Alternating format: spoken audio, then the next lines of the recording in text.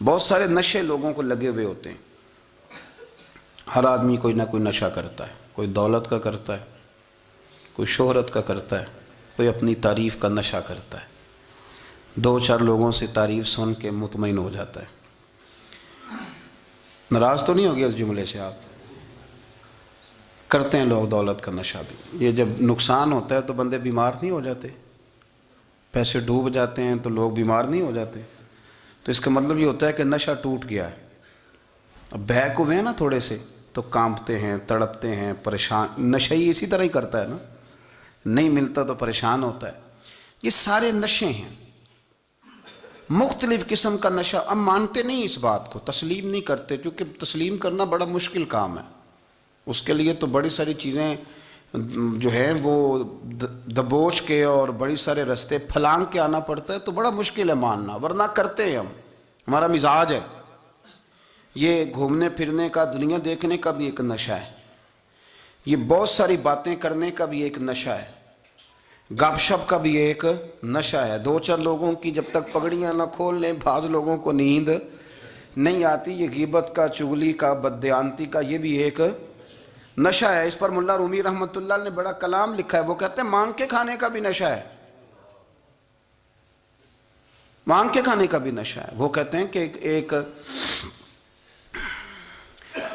بھیک مانگنے والی خاتون تھی, تو بادشاہ کے پاس بھیک مانگنے آئی, تو بادشاہ کو پسند آ گئی, اس نے شادی کر لی. اب اس کو عادت تھی بھیک مانگ کے کھانے کی, تو وہ کنیزوں سے کہا کرتی تھی کہ فٹافٹ نہ روٹی لے کے آیا کرو, میں 2-3 دفعہ مانگوں تو پھر لایا کرو. چونکہ ایک نشہ ہے نا, تو میں مانگوں 2-4 دفعہ تو پھر. تو انسان بہت سارے نشے کرتا ہے, یہ مانتا نہیں. یہ موبائل, یہ فیس بک, یہ سارے نشے ہی ہیں. اپنی فوٹو لگا لینا, سارا دن اسی کو دیکھتے رہنا. اور بڑے بڑے سیانے بندے جو وزادار ہیں, بڑے وزادار لوگ ہیں, لیکن وہ بھی سنجیدگی کے قائل نہیں, اس طرح کے نشوں کا شکار ہیں. یہ سارے نشے ہیں جو ہم نے پال لیے. ہمارے صوفیاء, ہمارے بزرگ فرماتے ہیں کہ تم اس طرح کرو, اگر سارے نشوں سے بچنا چاہتے ہو تو سجدے کا نشہ شروع کرو. سجدے کا نشہ شروع کرو. یہ نا اقبال کہتے ہیں, عطار ہو, رومی ہو, رازی. آپ بات کو سمجھیں, عطار ہو, رومی ہو, رازی ہو, غزالی ہو, کچھ ہاتھ نہیں آتا بے آہ سحر گاہی. کہتے ہیں بہت بڑا صوفی ہو جیسے فرید الدین عطار تھے, بہت بڑا تصوف کا امام ہو جیسے امام غزالی تھے, بہت بڑا تفسیر کا استاد ہو جیسے امام رازی ہو. عطار ہو, رومی ہو, رازی ہو, غزالی ہو, پر کچھ ہاتھ نہیں آتا بے آہ سحر گاہی. اگر سویرے اٹھ کے روتا نہیں نا اللہ کی بارگاہ میں, اگر تہجد نہیں نہ پڑھتا, تو کچھ ہاتھ نہیں آتا بے آہ سحر گاہی. پھر اس کو کوئی چیز نصیب. میری بات کی سمجھ آ رہی ہے آپ حضرات؟ جب تک آپ سویرے نہیں اٹھتے, آپ اللہ اللہ نہیں کرتے, آپ کو نوافل کا چسکا نہیں, عبادت کا مزہ نہیں. فرمایا میری عبادت کرو, یہ شوق پیدا کرو, میں نے تمہیں پیدا کیا ہے. ہم لوگوں کے نشے, مختلف نشے, بڑا عجیب رنگ ہے. محفل کی صدارت کرنے والے بڑے پیر صاحب, بڑے القابات, او بیچ میں سے بندہ تلاش کرنے سے بھی نہیں مل رہا, اتنے بڑے لقب ہیں اس کے. لیکن وہ سج سنور کے 2.5 گھنٹے بیٹھا رہا محفل میں, اور نماز کا وقت آیا تو اس نے مختصر سی پڑھی, وہ نکل گیا. ہلکے سے سجدے کیے. او اتنا بڑا عشق رسول, نعت خواں, او ہو کیا بات ہے.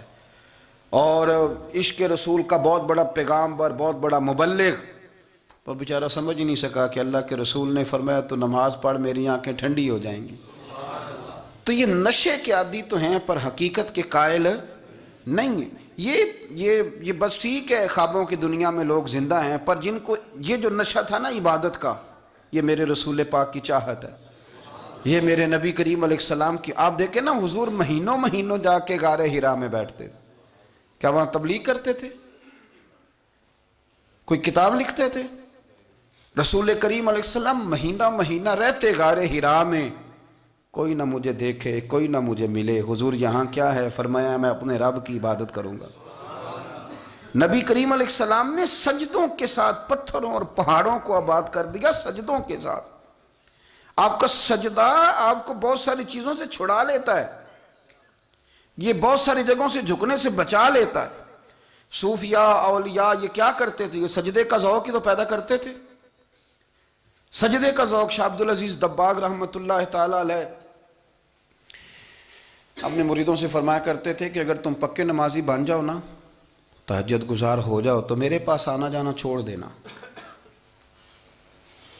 عرض کی حضور کیوں؟ فرمایا میں تمہارے اور رب رسول کے راستے میں رکاوٹ نہیں بننا چاہتا، اور میرا مقصود ہے تمہیں وہاں تک پہنچانا۔ جب پہنچ گئے تو پھر میری ضرورت ختم ہو گئی۔ ہاں کبھی وسوسہ آئے، شک پیدا ہو، تکلیف ہو تو آنا، ورنہ میں نہیں چاہتا کہ میں رکاوٹ بنا رہوں۔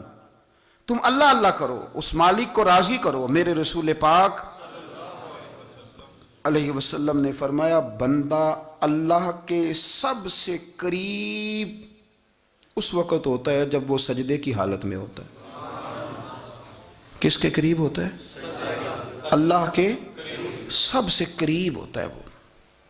وہ بڑا نیڑے ہے رب کے، بڑا قریب ہے، اس لیے کہ وہ حالت سجدہ میں۔ وہ جب سجدے کرتا ہے نا، اس کی بارگاہ میں جب جھک جاتا ہے، آپ ذرا سجدے کی کیفیت دیکھیں نا، زبان بھی یہاں ہے، آنکھ بھی یہاں ہے، کان بھی، عقل بھی ساری، اس نے سارا کچھ رکھ دیا سجدے میں۔ تو اس نے کہا مالک مجھے کسی نے کہا نہیں، پر دیکھنا میں نے رکھ دی ساری عقل سجدے میں، اور رکھ کے کہا کیا؟ سبحان ربی یا اللہ، اللہ میں پست ہوں تو اعلیٰ ہے، اللہ تو میرا رب ہے اور تو سب سے اعلیٰ اتنا۔ اور فرمایا جب یہ اس کیفیت میں ہوتا ہے تو پھر یہ اپنے رب کے قریب ہوتا ہے۔ صلاح الدین ایوبی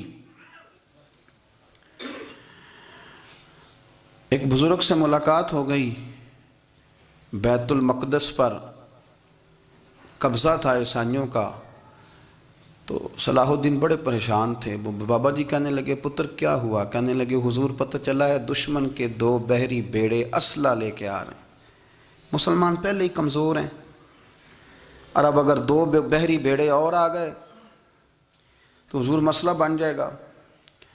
تو میں پریشان ہوں کہ کس طرح یہ کم مسئلے والی ہماری فوج ہے کیسے مقابلہ کرے گی۔ تو بابا جی کہنے لگے پتر اس طرح کرنا، آج رات تو بھی دعا کرنا اور میں بھی کروں گا۔ صلاح الدین ایوبی سے بزرگوں نے کہا کہ رات آج نا اللہ اللہ کرنا، تو میں تیرے لیے دعا کروں گا، تو بھی دعا کرنا۔ تو بندہ جب دکھی ہوتا ہے تو سجدہ کرتا ہے تو پھر ہی تو مصلی بھیگ جاتا ہے، پھر ہی تو مزہ آتا ہے۔ سکھی بندہ تو کعبے جا کے نہیں روتا، دکھی تھے، تکلیف تھی، تو سر رکھا سجدے میں تو تڑپ گئے۔ اور وہ بابا جی کہتے ہیں میں مسجد آیا تو صلاح الدین چیخے مار کے رو رہا تھا اور کہہ رہا تھا مالک میں کوئی اپنی شان کے لیے تو نہیں نہ لڑ رہا، اللہ کو میں کوئی قبضوں کے لیے تو نہیں لڑ رہا، مالک تیرے لیے لڑ رہا ہوں، مجھے بے آبرو نہ کرنا، میری مدد فرمانا۔ کہتے ہیں میں آیا تھا کہ مسجد میں دعا کروں گا، پر صلاح الدین ایوبی کو روتے دیکھا تو میں لوٹ گیا۔